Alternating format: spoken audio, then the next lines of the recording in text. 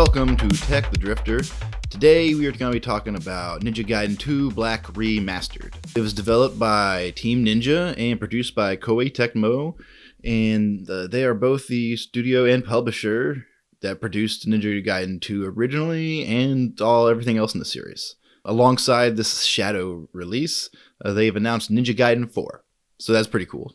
Something to look forward to. And alright, so let's go right into it. Graphics is where I'm going to start with this one. Because it's all about the Unreal Engine 5 upgrade, and so yeah, it makes the graphics pretty cool. It's a lot of fun. There's a lot of blood everywhere, gore. I think a lot of game developers have gone soft in the modern era, and so I was surprised to see a lot of blood and gushing all around and spraying all over the place, and you got limbs flying around like this is Kill Bill or something. Character models are pretty good. You know, you got your attractive women and masculine men. Everyone likes attractive people, so that's good. And, when the models are good to look at, there's really little criticism to say about them. The game does show its age when all the enemies are exactly the same, and there's 20 of them on screen and all at once trying to smack you. I can forgive a lot of these faults because Ninja Gaiden's originally was released in June of 2008, so that's 17 years ago. So it's an old game, that's what I'm saying. Now let's see. The combat, for me, it's kind of a love-hate relationship. Whenever you pull off some sweet moves, it can be really satisfying. However, it's kind of tough to actually land them sometimes. I just like if you use the like hit side and X at the exact same time, and you'll do this dash forward move that's like, oh, kill this dude. Fuck me. Fuck. I knew he was gonna. Oh shit. Fuck me, I missed everyone. And the enemies that you thought were dead will just be like torsos, crawling around, still clawing at you. Maybe. Oh, shit. What's happening? What the fuck?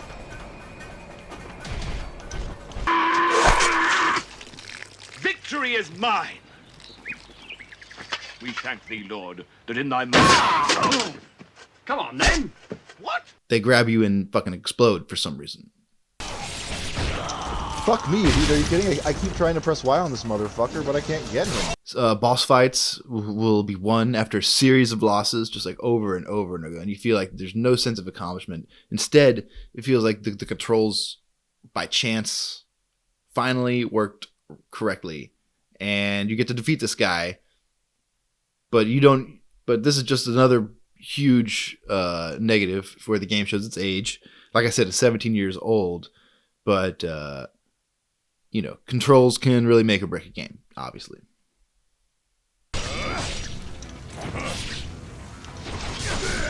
What the fuck?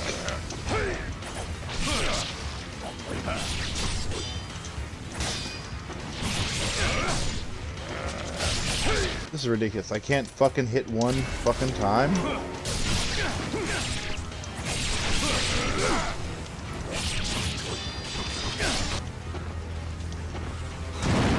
What am I supposed to do?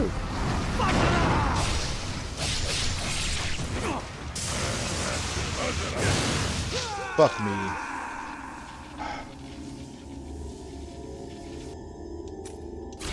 What? What should I do? I don't really know. See how I'm supposed to judge his... What in the fuck happened there?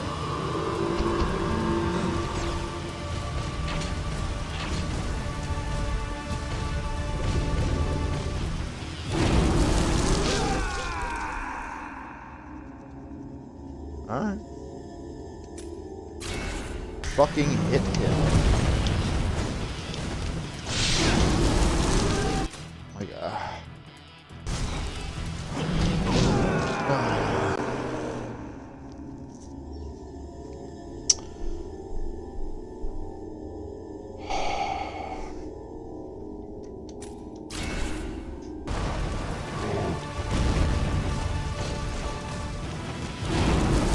Like, that's... What?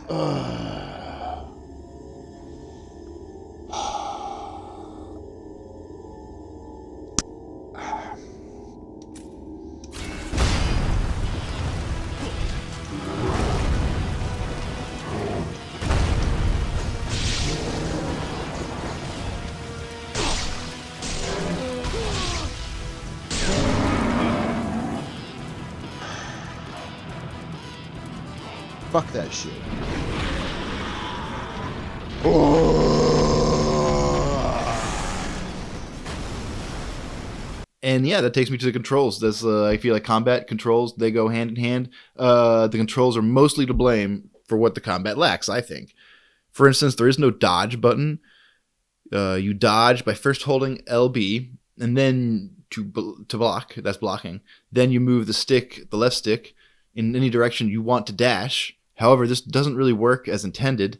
I'm constantly dashing slight off target and all that. But, I guess when you're dashing away, it's not so bad. But you do have an attack dash as well.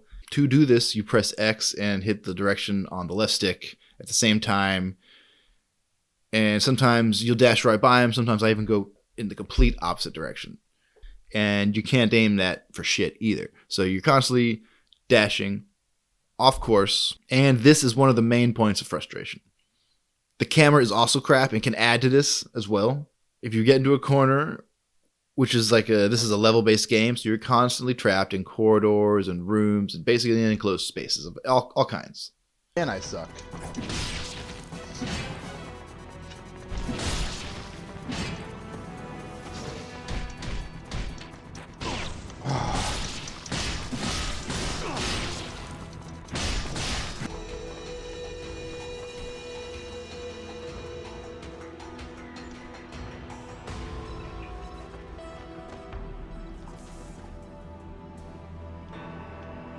Are you kidding? I cannot move the fucking camera. Oh my gosh. There's also invisible walls that'll trap you from moving the camera with the right stick. And so any wall the camera gets up against you can't go. You can't go through the walls with the camera. You're just stuck there.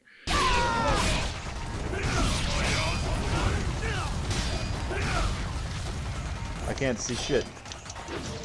Quite frustrating, and so you can press RB to make the camera reset itself, but this also won't work a lot of the time. Sometimes it'll show you the way down the pathway instead of this dude right in front of you that's trying to cut you up. Certainly adds to the combat's toughness, but in a bad way, I would say. So the story. I'm not so sure about the story. Some clan of ninjas is unleashing demons and trying to take over the world, and you're trying to stop them. That's basically. But honestly, I don't think that this game is really about story. Things are put in the story so you can go to places and kill a bunch of dudes in New York or Rome or Neo Tokyo or wherever they want. I'd say not all games need some super deep story, so that's fine with me. Let's talk about exploration. The levels are pretty confined, but there is still loot to collect. You don't get costumes or anything, but you'll find some weapons and basically stuff to upgrade and health potions kind of stuff. And I do think I missed a number of things, so I think they did a pretty good job of hiding stuff within the levels. And I did have trouble with this one wall running mechanic in the beginning when they first announced it. You have to jump to another corner and keep going. It took me 15 times before I could understand how to actually do it. I don't know if that was just me, but it was a little bit irritating.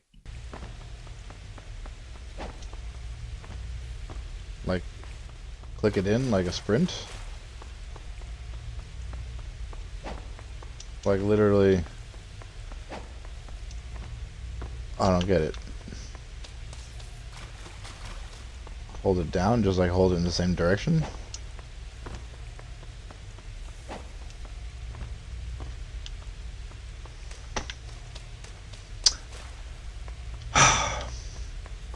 I don't know what the fuck they want me to do. It's fucking ridiculous. Now, let's talk about the price. This is something I wasn't aware of until recently. It's $50, but it's on Game Pass. And so I played it because it was on Game Pass, and I was not aware of the price until I looked it up just now. And to tell you, I'm shocked. I am shocked. Shocked. Well, not that shocked. $50. This kind of sours my attitude on this game a bit, if I'm being honest. It being on Game Pass, I was like, hell yeah, that's pretty sweet. But for $50, I'd say kiss my ass. Oh, closer to the hole, sir? This seems like a purely graphical upgrade for $50, and that doesn't really cut it for me. If I'd paid, I would have expected some of these controls, like the missing dodges and the shitty camera. I would expect that kind of stuff to be fixed. So, it definitely has its problems. For a 17-year-old game, it functions all right, I guess. I do like the bloody limbs, the gore, everything flying about. The combat is kind of cool. Can be a little bit frustrating. It's definitely, like I said, 17-year-old game. But to me, like I said, this is a purely graphical upgrade for $50. So if you have Game Pass, I'd say go for it. But I cannot recommend it for $50. You gotta... I know, pretty steep. Well, I don't have this kind of cash. Well, I am hoping that Team Ninja is focusing more on Ninja Gaiden 4, because if they fix all these technical issues with controls, camera angle dodging, that kind of shit, then I think Ninja Gaiden 4 could really be a force to be reckoned with. This $50 cash grab for Ninja Gaiden 2's upgraded graphics gives me a little bit of concern, to be cautious moving forward about Ninja Gaiden 4. So let's stay alert. I'll be waiting for any news on Ninja Gaiden 4, and I'll see you all next time. Share, like, and subscribe if I helped you out. Follow me on X and Twitch as well. And thanks for watching.